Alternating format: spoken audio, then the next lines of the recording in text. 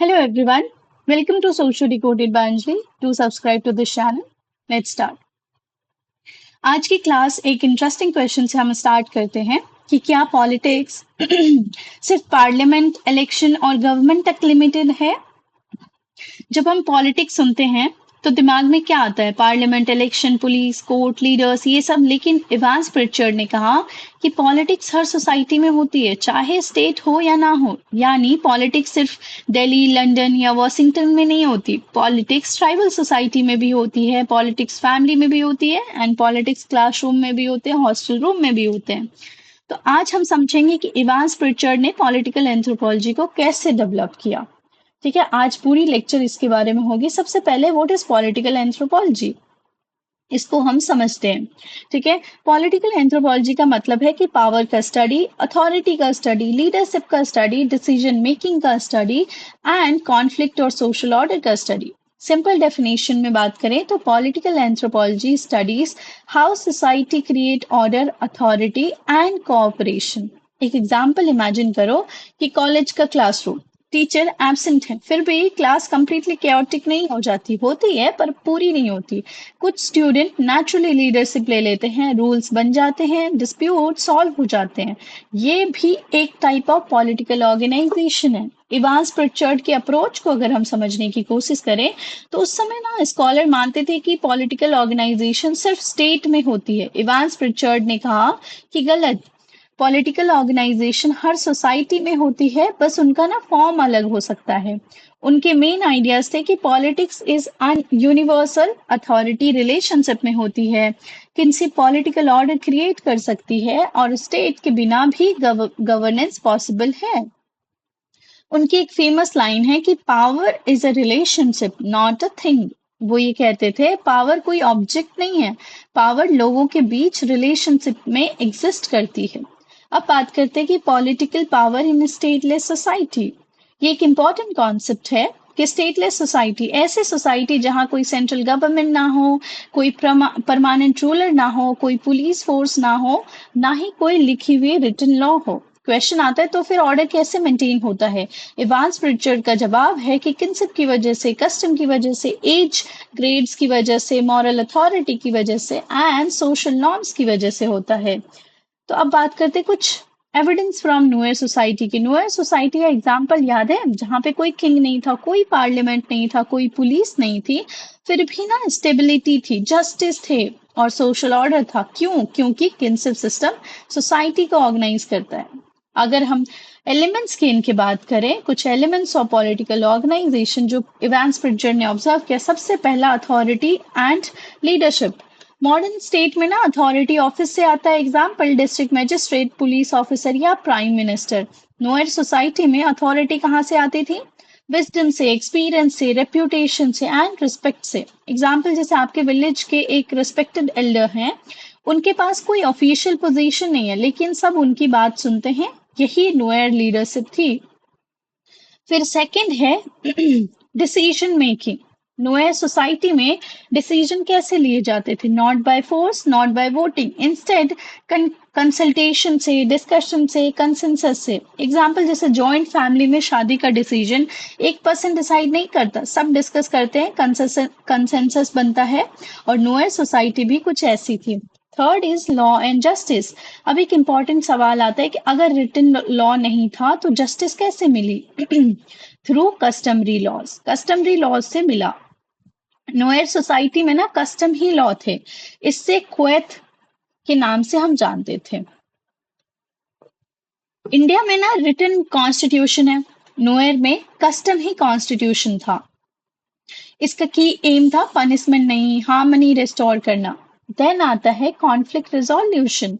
Evans Pritchard का एक important observation है, ठीक है, कि कॉन्फ्लिक्ट प्रॉब्लम नहीं है, अनकंट्रोल्ड कॉन्फ्लिक्ट प्रॉब्लम होती है। नोए सोसाइटी कॉन्फ्लिक्ट कैसे सॉल्व करती थी? नेगोशिएशन से, मीडिएशन से, कंपनसेशन से, रिकॉन्सिलिएशन से। जैसे एग्जाम्पल, दो फैमिली के बीच डिस्प्यूट हुआ, कोर्ट नहीं जाते, एल्डर्स मीडिएट करते थे और कंपनसेशन डिसाइड होता था और मैटर क्लोज हो जाता था। आज भी विलेज में पंचायत सिस्टम कुछ हद तक ऐसे ही सिमिलर काम करते हैं। And the last one is social control. अब सवाल है कि लोग रूल्स फॉलो क्यों करते थे? पुलिस का तो डर भी नहीं था। सोशल कंट्रोल मैकेनिज्म से पहला पब्लिक ओपिनियन, लोग क्या कहेंगे, बहुत पावरफुल फोर्स था। दूसरा honour and reputation, respect lose करने का जो है पनिशमेंट से भी बड़ा थ्रेट था। सेम मतलब कम्युनिटी क्रिटिसिज्म बिहेवियर कंट्रोल करता था। एंड द फोर्थ इज कि ट्रेडिशन मतलब शेयर्ड नॉर्म्स गाइड करते थे बिहेवियर को। एग्जाम्पल जैसे आज भी ना सोशल मीडिया पे पब्लिक क्रिटिसिज्म ना बिहेवियर चेंज कर देता है। Exactly same logic. अब बात करते हैं रिलेशनशिप बिटवीन द ग्रुप्स के बीच में रिलेशनशिप के बारे में। ये ना सेकंड इंपॉर्टेंट टॉपिक है। इवांस प्रिचर्ड ने देखा कि सोसाइटी सिर्फ इंडिविजुअल का कलेक्शन नहीं होती, डिफरेंट ग्रुप भी इंटरैक्ट करते हैं। जैसे टाइप ऑफ रिलेशन में सबसे पहला आता है कोऑपरेशन, मतलब ग्रुप्स मिलकर काम करते हैं। एग्जाम्पल जैसे ना विलेज में ना इरिगेशन प्रोजेक्ट सब मिलके कंट्रीब्यूट करते हैं। फिर second is alliance, temporary partnership. Example जैसे पॉलिटिकल पार्टी इलेक्शन के अलायंस बनाती है। And the third is exchange, goods और सर्विसेज का एक्सचेंज करना। एग्जाम्पल वीकली विलेज मार्केट में। फिर fourth is competition, limited resources के लिए कंपटीशन करना, गवर्नमेंट जॉब अभी के टाइम पे, यूपीएससी एस्पिरेंट अभी के टाइम पे। And the fifth one is conflict, मतलब इंटरेस्ट क्लास होने पर कॉन्फ्लिक्ट, जैसे land dispute, water dispute, political rivalry, ये सारी चीजें। अब आता है कि ये रिलेशनशिप मेंटेन कैसे करते थे। तो सोसाइटी ना कंटिन्यूअसली रिलेशनशिप मेंटेन करती है through kinship ties, marriage alliance, exchange of goods, rituals, ceremonies, mediation and negotiation के थ्रू। एग्जाम्पल जैसे इंडियन वेडिंग ना सिर्फ मैरिज नहीं होती, वो दो फैमिली के बीच ना अलायंस क्रिएट करती है, exactly like a political function. So Evans Pritchard versus state centric view की बात करें तो स्टेट सेंट्रिक व्यू ना मानते थे कि पॉलिटिक्स जो है ओनली स्टेट में होता है, जबकि इवांस प्रिचर्ड का व्यू था कि पॉलिटिक्स हर जगह है। स्टेट मानता है कि power comes from office, Evans मानते हैं कि power comes from relationship. State मानते हैं कि लॉ रिटन होती है और इवांस मानते हैं कि लॉ कस्टमरी होती है, हो सकती है। स्टेट मानता है कि कंट्रोल थ्रू कोercion से कंट्रोल आता है, इवांस मानते हैं कि कंट्रोल जो है नॉर्म से आता है। स्टेट मानते हैं कि फोकस करो ऑन इंस्टीट्यूशन, इवांस मानते हैं कि फोकस ऑन रिलेशनशिप। कि इनसाइट क्या मिली यहाँ से कि पॉलिटिक्स ना सिर्फ गवर्नमेंट का सब्जेक्ट नहीं है, पॉलिटिक्स सोशल रिलेशंस का सब्जेक्ट है। अब बात करते हैं कुछ इंपॉर्टेंट पॉलिटिकल एंथ्रोपोलॉजी के कि व्हाई इज दिस इम्पॉर्टेंट। सबसे पहले ये ब्रॉडनेस को अंडरस्टैंड करने में हेल्प करता है पॉलिटिक्स के। पॉलिटिक्स पार्लियामेंट से बाहर भी एग्जिस्ट करती है, ये समझा हमने। दूसरा कि show power in everyday life, power family में भी है, स्कूल में भी है और ऑफिस में भी है।